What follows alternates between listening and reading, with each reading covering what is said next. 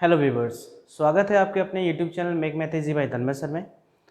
और मैं यहाँ पे कंटिन्यू कर रहा हूँ आपका एक्सरसाइज 3.5 क्वेश्चन नंबर 4 पार्ट 1 में, जो कि एक वर्ड प्रॉब्लम दिया हुआ है। और इस वर्ड प्रॉब्लम में ऐसा मेंशन है, इंस्ट्रक्शन दिया हुआ है कि आप जो भी वर्ड प्रॉब्लम में ये क्वेश्चन आएगा, pair of linear equation two variable आएगा, पहले उसको आप चेक करिएगा कि क्या उसका जो सोल्यूशन है वो पॉसिबल है कि नहीं, यानी वो कंसिस्टेंट है कि इनकंसिस्टेंट है। फिर उसके बाद अगर पॉसिबल है तो किसी भी अलजेब्राइक मेथड, चाहे वो एलिमिनेशन हो या सब्स्टिट्यूशन हो या क्रॉस मल्टीप्लिकेशन मेथड हो, किसी से भी सॉल्व करने के लिए आप बिल्कुल फ्री हैं।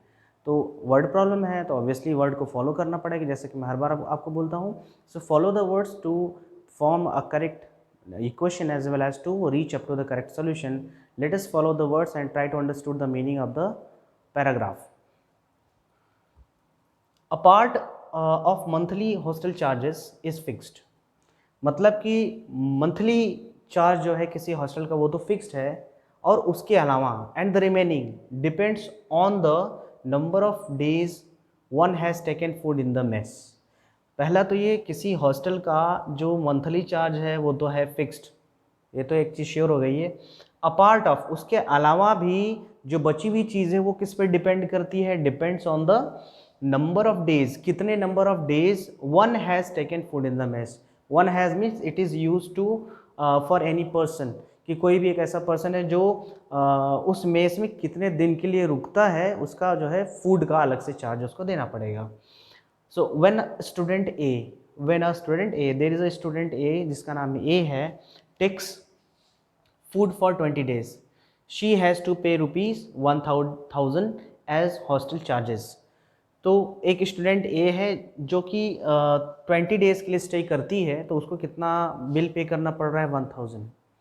वेर एज स्टूडेंट बी, वहीं एक दूसरी स्टूडेंट है who takes food for 26 days, pays rupees 1180। तो दूसरी कंडीशन में एक जो दूसरी स्टूडेंट है उन्होंने कितना पे किया, 1180 पे किया, और कितने दिन के लिए, 26 डेज़ के लिए। अब ये सारे कंडीशन तो समझ में आ रही है। फिलहाल पूछ क्या रहा है या फाइंड क्या करना है या फिर एजम्पशन कहाँ से स्टार्ट करना है, ये हमारे क्वेश्चन के लास्ट में दिया होता है। तो देखते हैं फाइंड द फिक्स। अब यहीं से आपको पूरा हिंट मिल जाएगा क्या फाइंड करना है।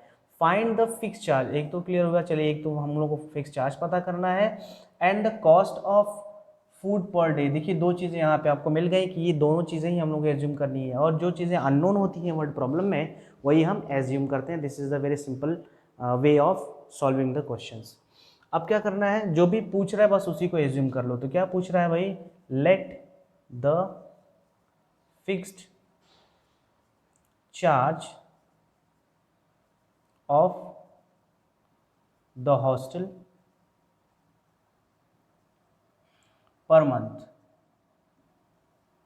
पर मंथ का जो इनका चार्ज बन रहा है वो कितना बन रहा है, मान लेते हैं बी रुपीज़ एक्स, मान लेते हैं इनका जो है एक्स रुपये मंथली चार्ज हो गया है।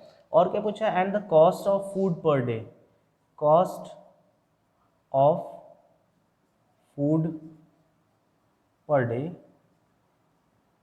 ये जो चार्ज बना इनका कितना बना, मान लेते हैं बी रुपीज़ वाई।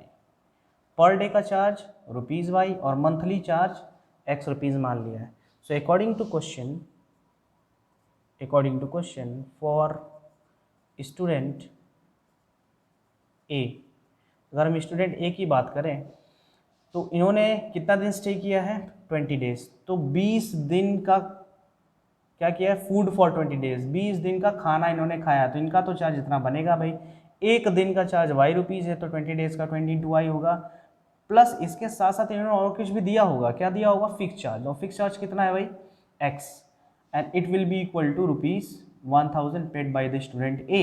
इसको और सिंप्लीफाई करेंगे तो आपको मिलेगा x plus 20y is equal to 1000। This will be your equation number 1। And if you are talking about the person B, यानी जो स्टूडेंट बी है, स्टूडेंट बी की बात करें, इन्होंने क्या किया है, सी स्टेइंग फॉर 26 डेज। ठीक है, ये कितना दिन स्टे कर रहे हैं, 26 डेज। तो 26 डेज का इनका तो खाने का चार्ज तो बनेगा ही बनेगा, और प्लस इसमें फिक्स चार्ज भी इन्वॉल्व होगा। और इसका जो अमाउंट बना है वो कितना बना, 1180। इट मीन्स 1180 रुपीज़ इनको बिल देना पड़ा है। यही आपको समझना था, कुछ खास नहीं था इस क्वेश्चन में। अब इसको सिंप्लीफाई कर लीजिए, x plus 26y equal to 1180। After simplifying हम लोग इसको इक्वेशन नंबर 2 मान लेते हैं। प्रॉब्लम यहाँ पे है कि क्योंकि उन्होंने फ्री हम लोगों को कर दिया है कि आप किसी भी अल्जेब्राइक मेथड्स को फॉलो कर सकते हैं, तो हमारे लिए सबसे बेस्ट ये होगा इन दोनों कंडीशन को देखते हुए कि x और x इन दोनों का जो न्यूमेरिक कोफिशिएंट है वो बराबर है, तो elimination method I think it will be much better for us. कौन सा मेथड? एलिमिनेशन। एलिमिनेशन का मतलब हमने आपको बताया था एलिमिनेट करना, हटाना, रिमूव करना। तो आप इसमें इस इक्वेशन को यहाँ आप लिख दीजिए, it will be x plus 20y which is equal to 1000। Okay, question number first को लिख दिया।